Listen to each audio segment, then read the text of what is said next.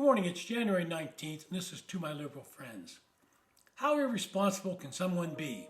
According to Joe Biden, and I quote him, "How could anyone be that irresponsible?" This was Biden's comment in reference to former President Trump having classified documents at his home in Florida. Now, before I go any further, I want to point out that presidents can declassify documents, but not as Donald Trump has suggested by just thinking it. There's a formal procedure that you go through, and you have to follow it. Donald Trump didn't follow it, and he had the documents. But with this comment about Trump being irresponsible, isn't Joe Biden now saying that he was and is irresponsible? And the revelation about these classified documents showing up in at least two places where they've been sitting for many years raises several other key questions. First, when the administration discovered the documents back in early November of 2022, just a week before the midterm elections, why didn't they disclose this information to the public? Did they keep this information quiet for political reasons? If they did, this would be a serious breach of trust with the American people and any pretense of this administration being, as they like to say, fully transparent. I think we all know the answer to those questions.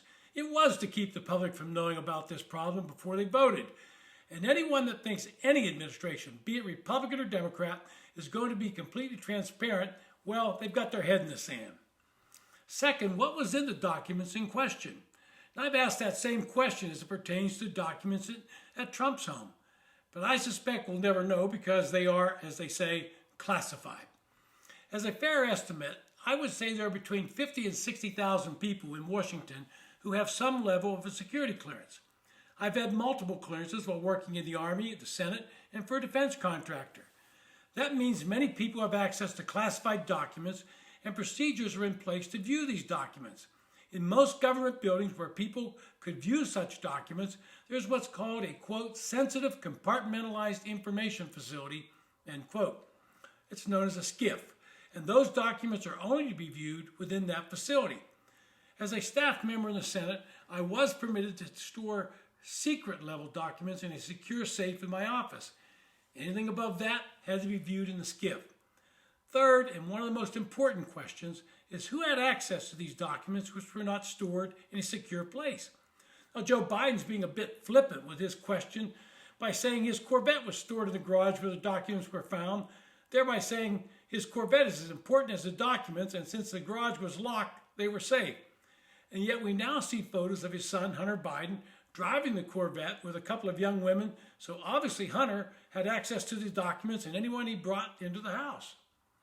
Speaking of Hunter Biden, you have to wonder why he once stated he owned the house and on a couple of occasions listed it as his address.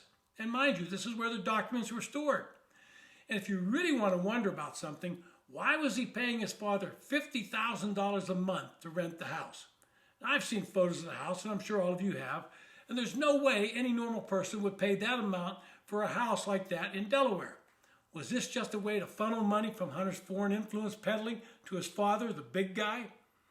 These are all legitimate questions, and when today we see the photo of Joe Biden holding a classified document with the markings, quote, compartmentalized, unquote, on the cover, I can assure you this level of classification was a document that should only be viewed in a SCIF and not be paraded out in a photo op.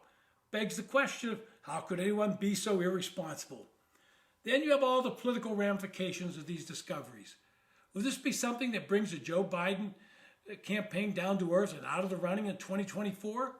If Merrick Garland had thought he was going to indict Donald Trump for having documents, will he have to either give that up or indict Joe Biden as well? If I were a key White House staffer, I would be walking on eggshells that more documents might be found.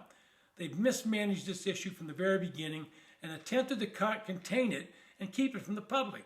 And like any political misstep, the cover-up is always worse than the misstep.